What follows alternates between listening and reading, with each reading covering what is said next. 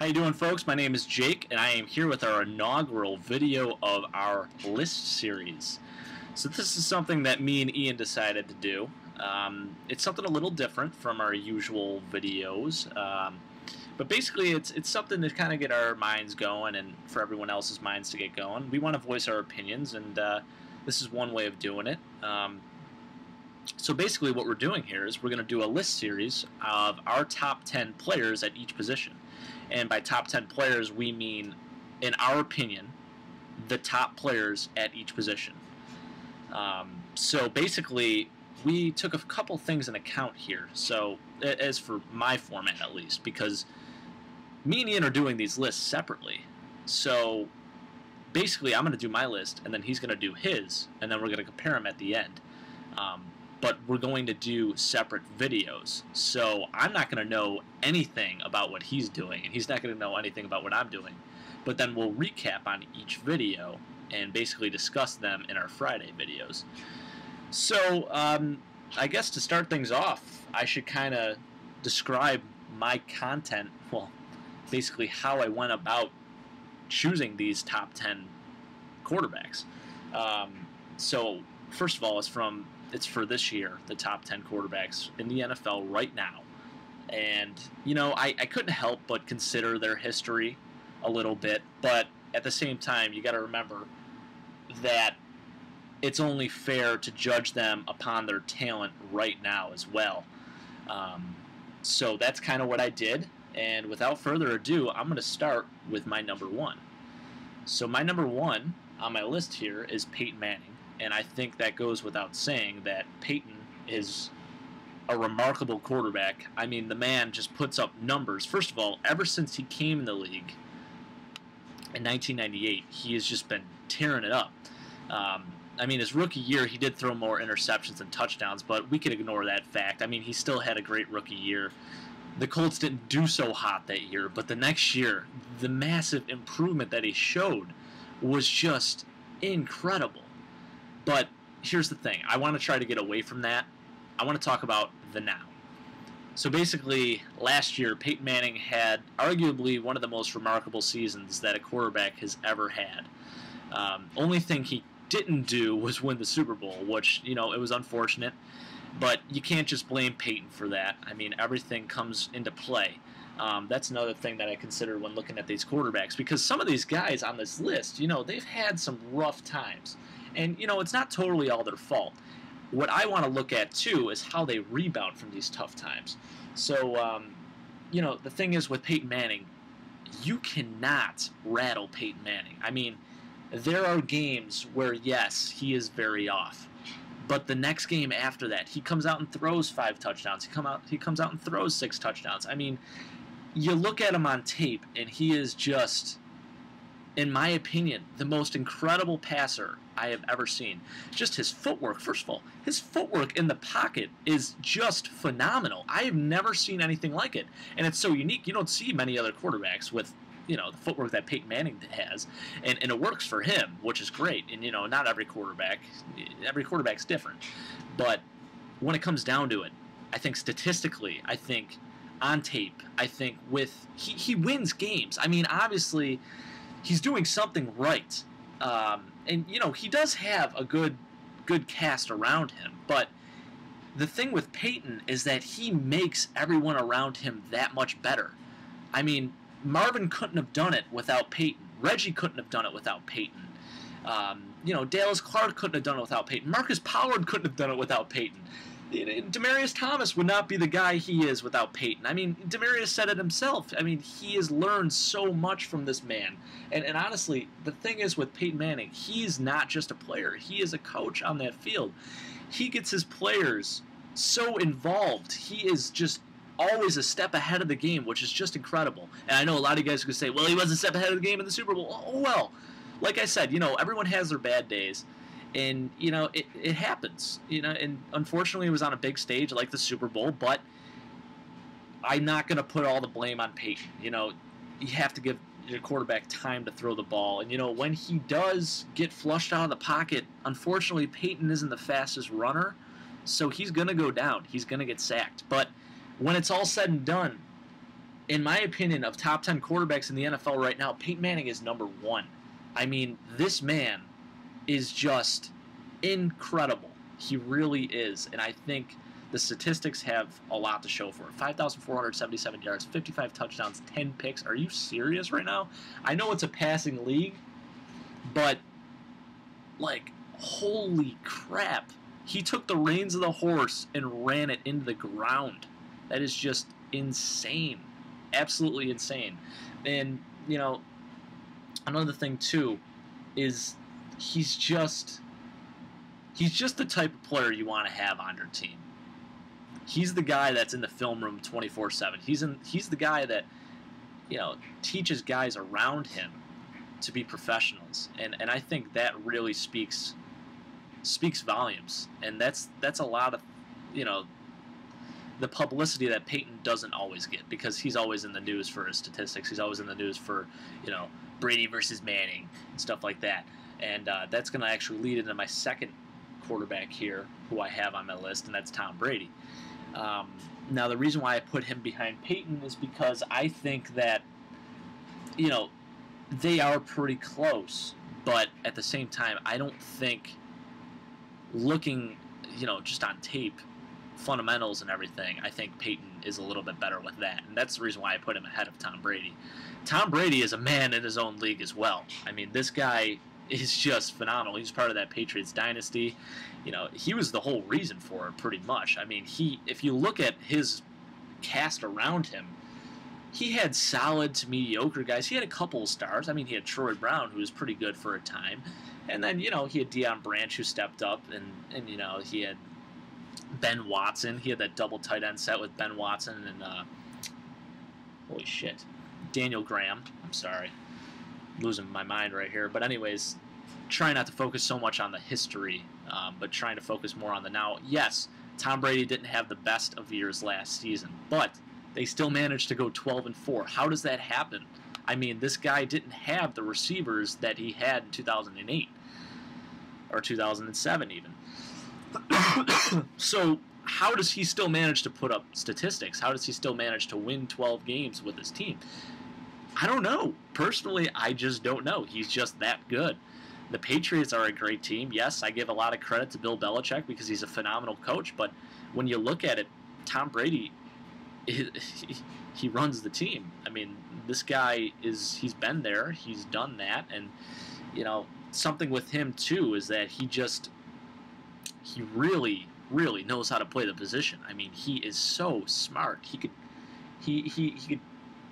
basically, just like Peyton Manning. I mean, you look at what he does when he leaves the huddle a few, like 40 seconds early, because first of all, he has to get out on the field. He's got to point out everything to all of his players. He has young receiving core right now. Kenbrell Tompkins is on the verge of doing something big, I have a feeling, personally. But then he's got Danny Amendola, and he does have Julian Edelman, who stepped it up. But why do you think Julian Edelman did as well as he did this year? Well, because he has to have someone to feed him the ball, and that's Tom Brady. And, you know, he filled the void of Wes Welker pretty well, in my opinion, but trying to get away from that, I just want to focus on Tom Brady himself. This man wins games, and I know that's like the number one criteria to look at for a quarterback is he a winner? Well, yes. I mean, he's proven that he's a winner year in and year out, and that's the thing. I mean, with Tom Brady as a starting quarterback, they're pretty much, I don't think there has been a year that the Patriots haven't made the playoffs. Except for maybe 2002. Yeah, 2002 it was. So that right there has to give you some sort of explanation as to why he is that good. But statistically, you know, he's right up there. And last year, you know, it was a down year for him, but he still threw for 4,343 yards. Are you kidding me? And 25 touchdowns, only 11 interceptions. His completion percentage was down a little bit, but you can expect that when you have a young receiving core, when you don't get the protection you should normally be getting. He had a lot of injuries, and, you know, just that all definitely comes into the picture there. But anyways, my number 2, Tom Brady, and I think that's a fair ranking for him. But I'm gonna move on because I don't want to make these videos too long. So I'm gonna give you my number 3 here. So my number 3 player is Drew Brees. And, man, you want to talk about a guy who puts up numbers. Drew Brees has had 3 consecutive 5,000-plus yard passing seasons, 4 on his career, which is just remarkable. Like I said earlier, I know it is a passing league, but you have to be good to be putting up numbers like that. I know he has Marcus Colston, he has Jimmy Graham, he's got Kenny Stills now, he's got Brandon Cooks now coming in, so that's another weapon for him. Holy shit. He's got Ben Watson too, which is awesome. I like Ben Watson a lot, so I'm going to vouch for him a little bit. But anyways, I think Ben Watson's still with him. But anyways, Drew Brees is a great quarterback as well. And, the thing with him that kind of hurt him coming out of college is just his size. Because, he's only like 6 feet tall. But I'll tell you what, he sure has shown that size doesn't always, correlate. He's really done very well. And I think, what kind of started him off was the 2004 season with the Chargers when they went an unexpected 12-4. And then from there, he just got the gun rolling. No pun intended, but he literally just took off from there, and now he's one of the most elite players in the league, let alone one of the best quarterbacks in the league. So I have him at number 3 because I don't think he's quite as good as Tom Brady, and I don't think he's as good as Peyton Manning. He is statistically, I would say, in the same category, but when you look at what he does as far as his overall winning percentage, yes, it's relatively close, but he's kind of up and down with it. And, that's not totally his fault, but when you look at Tom Brady and Peyton Manning, do those guys automatically make you a playoff team? Yes, they do. Does Drew Brees? Well, not necessarily, because sometimes, he has those days where it's like, what are you doing, Drew? Like, you throw more picks than touchdowns, and, you have your rough days. But then he has games where he throws for freaking 6 touchdowns and 500-plus yards, which is just insane. But the Saints went 7-9 in 2012. Drew Brees started every single game that year. And I know I'm not going to throw all the blame on Drew Brees. Like I said, I hate when people do that, because first of all, winning percentage doesn't always mean that you're an amazing quarterback. It might mean you're a good game manager. But when you look and you combine the statistics with that winning percentage, and then you combine, what he does on tape with that winning percentage, then I think you could really say, well, this guy is a great quarterback, this guy is not. I do think that these 3 players that I have mentioned so far are all Hall of Famers. I really do. And that's going to lead into my number 4 now, who I think also has potential to be a Hall of Famer. He's a little young still, but this man sat behind a Hall of Famer, and my number 4 is Aaron Rodgers. Aaron Rodgers, I'll tell you what, this man throws probably the best back shoulder throw. He has the best back shoulder throw, I think, in the NFL. The pinpoint accuracy of Aaron Rodgers is absolutely phenomenal, and he does have one hell of an arm as well. This guy right here has changed the Packers. He's really taken them from kind of being a sort of crappy team at one point in 2008 when they went 6-10 to, a playoff team every year now. Got to give credit to Mike McCarthy. You got to give credit to the receivers and, his supporting cast. But at the same time, Aaron Rodgers he runs the show there. And like these other guys, he has the stats to show for it. He doesn't turn the ball over, which is something remarkable. If you look, in 2011 even, he only threw 6 picks. He threw 45 touchdowns, only 6 interceptions. Are you kidding me right now? That is insane good. And then his completion percentage was a 68.3, which is just phenomenal. And his winning percentage right there, that speaks for itself as well. So, when you put him on tape, I think when you put him, you evaluate him in general, he's right there. I don't have him above Drew Brees just because Drew Brees has more experience. But Aaron Rodgers is an excellent quarterback, and he is an elite player. He really is. And I think he deserves all the credit in the world, and he deserves the recognition that he gets. And I'm excited to see what the Packers can do with him this year. So, moving on to my number 5, I have Big Ben Roethlisberger. Now, a lot of people might think, what? But honestly, Big Ben has sort of been forgotten. Last year was a rough year for the Steelers. They started off 0-6, which really sucked.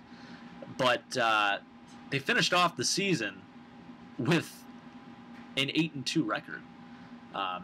So that right there has to tell you something. I mean, this man really brought his team back from the lowest of lows and actually finished with a respectable record of 8-8.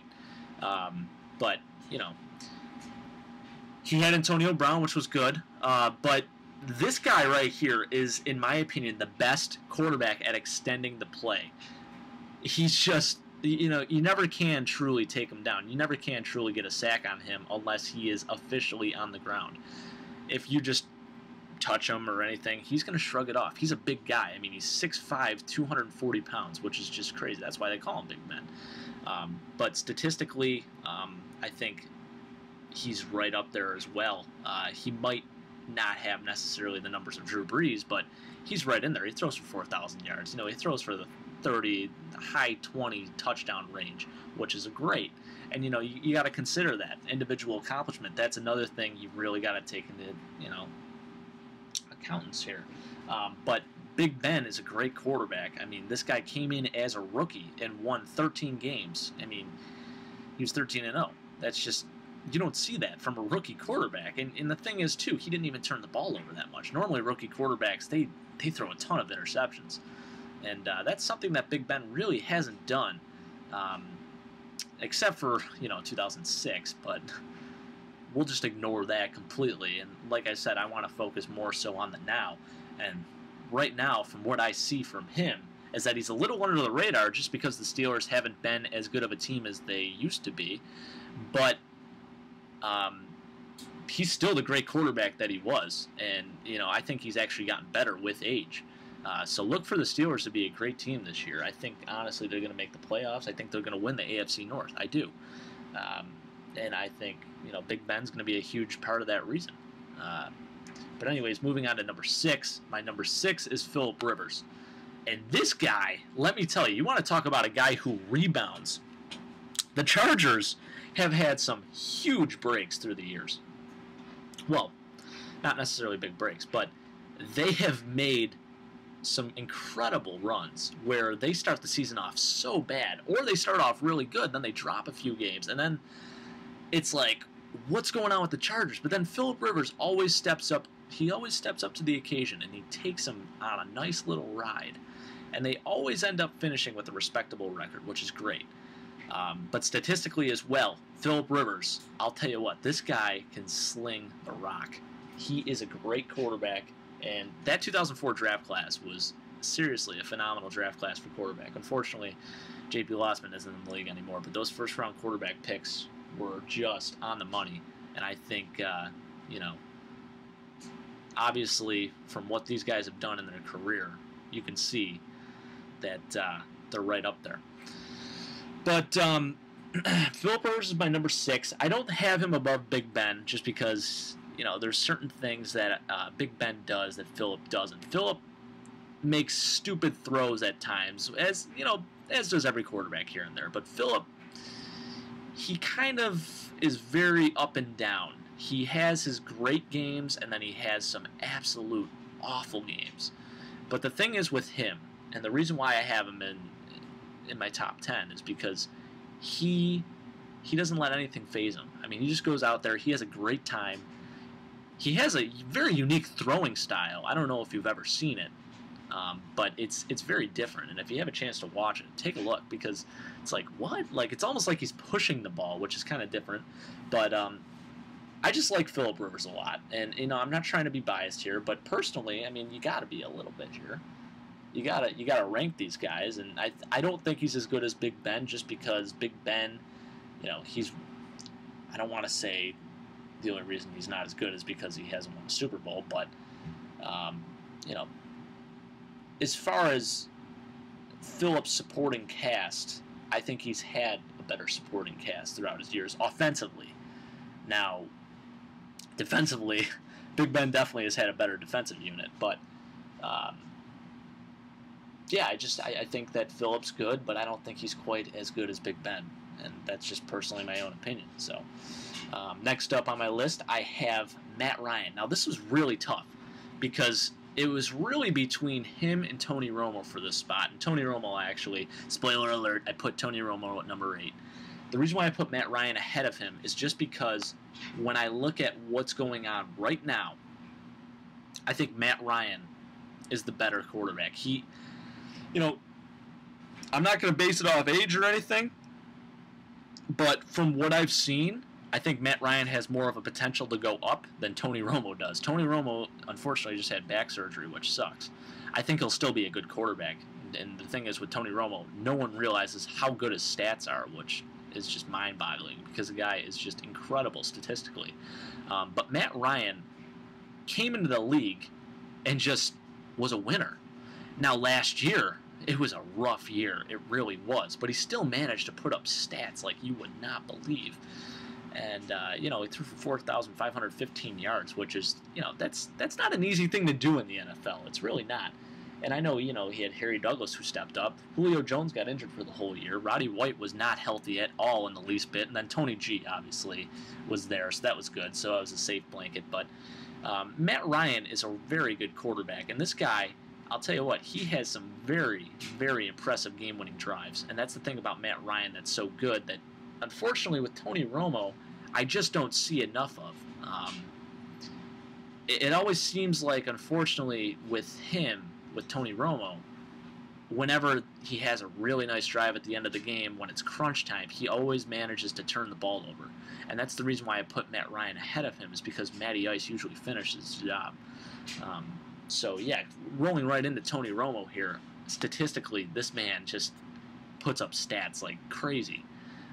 But the problem with him is that although he doesn't turn the ball over a ton, he turns the ball over when it's very important.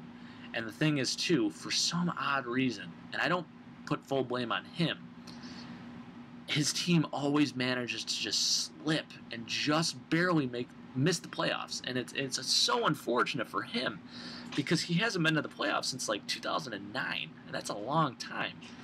So I think they're definitely hungry, and I think they have the opportunity. They have the players to go to the playoffs. It's just a matter of, can Tony Romo be consistent? Can he, continue being the player that he is? He just needs to be more consistent, and I think that's the thing that he's lacking compared to Matt Ryan. So, my number 9 now, I'm going to lead right into my number 9, is Matt Stafford. Another man who turns the ball over quite a bit. This guy, he's had his roller coaster ride. I mean, he went from throwing for 5,000 yards to... He always puts up a lot of yards, okay? But in 2012, it was like he just couldn't seem to get the ball in the end zone. And that's not totally his fault, but he made a lot of really bad throws. And when you look at the tape, just a lot of them are just kind of head-scratchers. But you also got to look at how many freaking attempts this guy has. I mean, the Lions are a complete passing offense, which, they became a little less more... They become a... What am I saying? They became a little less... They became a little less focused on passing. So that was a good thing, and that kind of gave Matt Stafford a chance to, take a breather and have a better year. Unfortunately, with him, the Lions just can't seem to get over that hump and, get better from that 2011 year when they went to the playoffs. So I think it'll be interesting this year, with the addition of Golden Tate, and then you got Brandon Pettigrew at tight end, and then they just drafted, son of a bitch, Eric Ebron. Oh my God, drawing a blank there. They have a lot of weapons, and if Matt Stafford can't manage to take the Lions to the playoffs this year, then all hope is lost in Detroit. I think this has to be a big year for him. I think it's very important, because if you don't go to the playoffs with the cast that you have, man, there's something going wrong. Maybe it's just lack of chemistry, or I don't know. But another thing too with Matt Stafford, he needs to be a little more accurate. Because sometimes he pulls the good old Brett Favre where he just chucks it up in the air, which is awesome. It's very exciting for the fans. But as a coach, you're just sitting there with your head, between your legs, just like, what the frig is going on? So, you know, I think Matt Stafford has all the potential in the world to be phenomenal, but I think he's still just above average. I don't see him as an elite quarterback just yet, so he still has a ways to go. But anyways, going on to my last and final selection, I began with a Manning, and I'm going to end with a Manning. Eli Manning is my number 10, and the reason why I chose him is because although he had a down year last year, he still managed to kind of pull the Giants together. He's a great leader. He does have the football IQ. Obviously, it runs in his family. He's not as good as his older brother, but he does have more rings, which is great. That's phenomenal. It's not all Eli, okay? So he's not better than Peyton just because he has more Super Bowl rings. But he is a good quarterback. He's part of that 04 draft class, like I mentioned, which is just phenomenal, besides J.P. Lossman. But I think the biggest thing with Eli is that he just has to limit his turnovers. Last year, he threw far more interceptions than touchdowns. And, it was a rough year for the Giants. They had a lot of injuries. Hakeem Nicks did not do nearly as good as he should have done last year. I think it was just kind of a rough situation for Eli. But I think if anyone can rebound from it, it's him. And I expect the Giants to do fairly well this year. I think they'll go 10-6. But with Eli, his stats are pretty good. Like I said, he does tend to have a lot of high interception numbers, but he makes up with it with some phenomenal clutch plays, and that's important with the quarterback position. If your quarterback is a clutch quarterback, that means during crunch time, he's going to lead your team down. He's going to have a great drive, and that's something that I think Eli is better with than Tony Romo, because although Eli does turn the ball over a lot, when it really, really matters, he plays very well. And I'm expecting a lot of big things from him this year. And, yeah, guys, honestly, I think that'll round up my top 10 quarterback list. So I hope you enjoyed the video, and look for Ian's video up in the future. And me and him will be discussing all about our picks. So it'll be very interesting. So stay tuned, and we'll see you guys later.